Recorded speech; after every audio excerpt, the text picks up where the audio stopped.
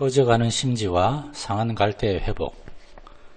8장 그리스도인을 양육하는 목회자를 향한 권면. 목회자들은 다양한 특징을 가진 사람들을 다루는 방식에 주의를 기울여야 합니다. 1. 근거 없는 까다로운 기준을 만들지 마십시오. 가장 먼저 고려해야 할 것은 목회자들이 매사에 너무 까다로운 나머지 많은 탁월한 그리스도인들도 경험하지 못하는 것들을 은혜의 일반적이고도 필수적인 증거로 만들어 본래 별로 중요하지 않은 것들을 구원과 저주의 기초로 삼아서는 안 된다는 것입니다. 목회자가 이렇게 하면 사람들은 별 까닭도 없이 스스로 일어날 수도 다른 사람들이 다시 일으켜 세울 수도 없을 정도로 깊은 낙심에 빠지게 됩니다. 우리 구주께서는 매우 온유하신 분입니다. 그런데도 그분의 사신이라고 하는 목회자들이 지나치게 고압적인 나머지 그리스도께서 성전으로 삼고 홀로 거하셔야 할 사람들의 마음속에 목회자 자신을 우상으로 세워서야 되겠습니까? 사람을 지나치게 존경하는 것은 교황제도로 나아가는 첫 걸음입니다. 사람이 마땅히 우리를 그리스도의 일꾼이요 하나님의 비밀을 맡은 자로 여길지어다.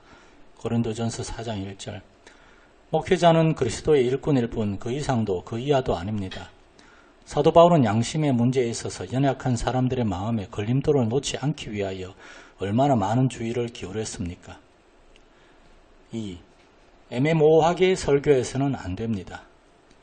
목회자들이 또 주의해야 할 것은 구름 속에서 말하는 것처럼 모호하게 말하여 자신이 말하고자 하는 바를 숨겨서는 안 된다는 것입니다.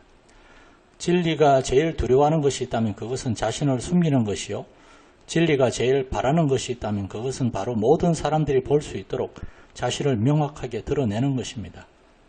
진리는 벌거벗은 것과 같이 분명할 때 가장 아름답고도 강력합니다. 복된 구주께서는 우리와 같은 본성을 입으셨을 뿐 아니라 말씀하실 때도 우리가 쉽게 이해할 수 있도록 쉬운 말씀을 사용하셨습니다. 이것은 그리스도께서 스스로 취하신 겸비의 한 부분이었습니다.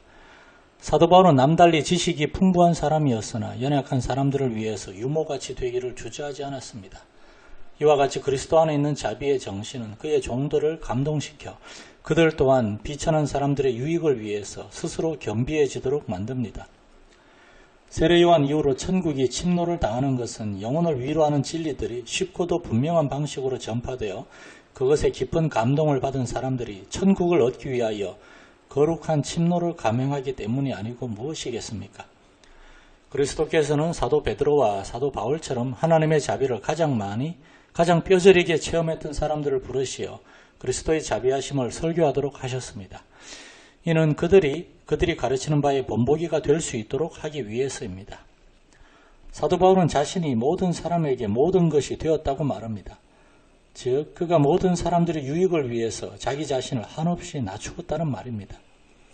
그리스도께서는 영혼을 향한 간절한 사랑 때문에 하늘 영광을 모두 버리고 하늘에서 내려오셨으며 자기 자신을 비우셨습니다. 그런데 우리가 가련한 영혼을 돕기 위하여 높은 자존심을 기꺼이 버리지 않았어야 되겠습니까? 하나님께서 겸비하셨는데도 인간인 우리는 계속 교만할 것입니까? 우리가 보는 것처럼 사탄의 사자들은 배교자를 얻기 위해서 자신들을 어떤 모양으로든 바꿉니다. 예수의 회원은 전도를 위해서라면 어떤 신분이라도 마다하지 않을 것입니다. 우리가 보는 것처럼 야망으로 가득 찬 사람은 자신이 후원을 얻고자 하는 사람들의 마음에 들기 위해서 부단히 노력합니다. 그런데 우리가 우리 구원의 근원이라고 소망하는 그리스도께, 아니 이미 자신과 함께 우리를 하늘에 앉히신 그리스도께 우리 자신을 맞추기 위해서 노력하지 않았어야 되겠습니까?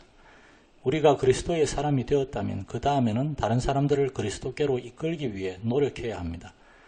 거룩한 야망과 열심이 우리를 감동시킨다면 우리는 그리스도와 같은 기질로 옷 입을 수 있을 것입니다. 그러나 그렇게 되기 위해서는 먼저 우리 자신을 버려야만 합니다. 3. 헛된 논쟁이 아니라 진리를 지키기 위해 노력하십시오.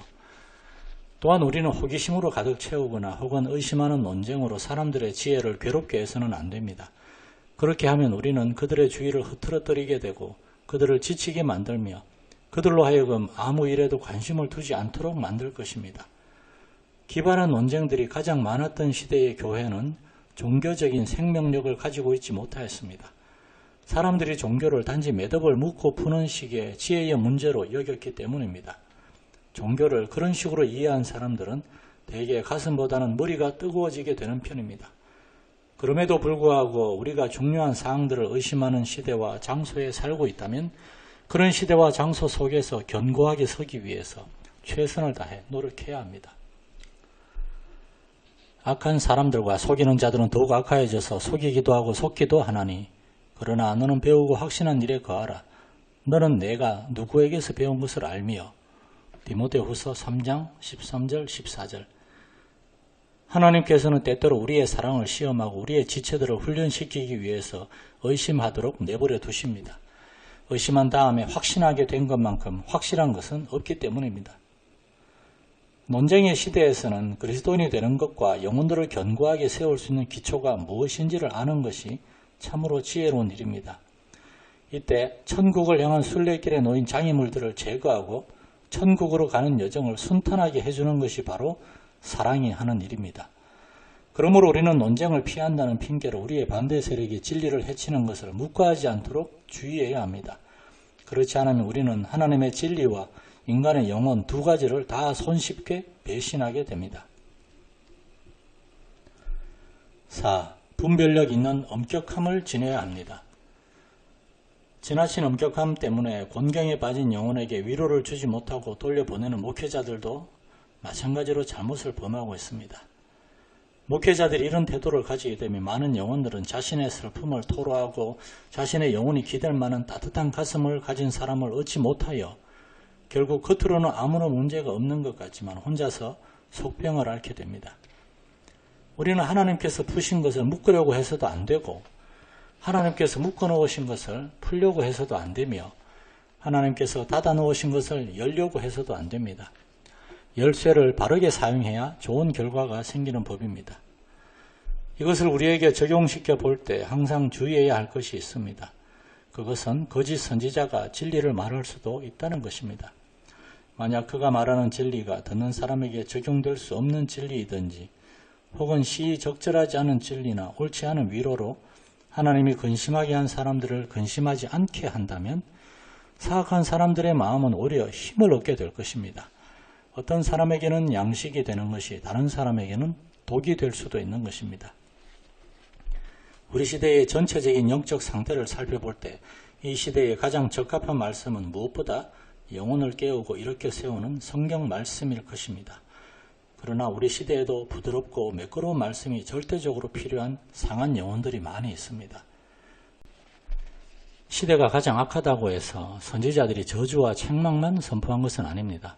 겉으로 드러나지는 않았지만 여전히 남아있는 신실한 믿음의 사람들을 위해 선지자들은 그러한 저주와 책망에 달콤한 위로를 함께 섞어서 예언했습니다.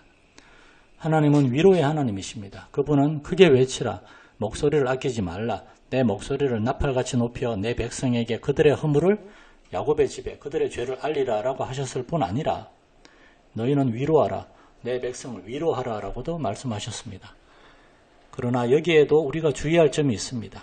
그것은 자비가 우리가 정당하게 판단하는 것까지 금지하는 것이 아니라는 것입니다. 다른 사람들을 부추겨 싸우게 하는 사람들조차 무조건 꺼져가는 심지로 받아주어야만 하는 것은 아닙니다. 엄격하게 처벌받아야 할 사람들이 오히려 다른 사람들에게 더 많은 자비를 요구하는 법입니다. 그러나 그렇다고 해서 회복이 필요한 사람들에게 미지근함이나 너무 많은 방종을 허락해서는 안 됩니다. 냉기로 생기는 병은 열로 다스려야 하는 법입니다. 요한계시록 2장 2절에서 에베소 교회는 악한 자들을 용납하지 아니한 것으로 칭찬을 받았습니다. 우리가 다른 사람들을 용납해야 한다고 해서 악한 것까지 용납해서는 안 됩니다. 우리 구주 그리스도께서는 자신이 가장 사랑하던 제자들 속에서 위험천만한 연약함을 보실 때마다 통렬한 책망을 결코 아끼지 않으셨습니다. 여호와의 일을 게을리하는 것은 저주를 초래합니다. 그 일이 적군의 창자에 검을 꽂는 것처럼 아주 잔혹한 일일 때에도 마찬가지입니다. 또한 우리가 사람들이 가장 큰 원수인 죄 아래에서 멸망하는 것을 그냥 내버려 둔다면 그들이 언젠가는 우리를 저주하게 될 것입니다.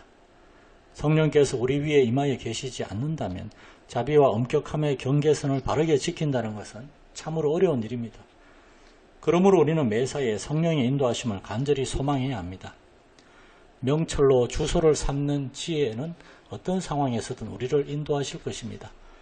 이것이 없으면 미덕도 더 이상 미덕이 아니며 진리도 더 이상 진리가 아닙니다.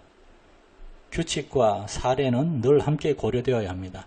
세밀하게 살펴보지 않고 다른 사람들을 판단한다면 우리는 틀림없이 겉으로 보이는 유사한 조건 때문에 오판을 하게 될 것입니다. 잔인한 방식으로 자신들의 종교를 확장시키고자 열광하는 교황주의자들 속에서 발견할 수 있는 불과 폭풍 같은 파괴적인 정신은 그들이 하늘로부터 내려온 지혜를 전혀 가지고 있지 않음을 보여줍니다.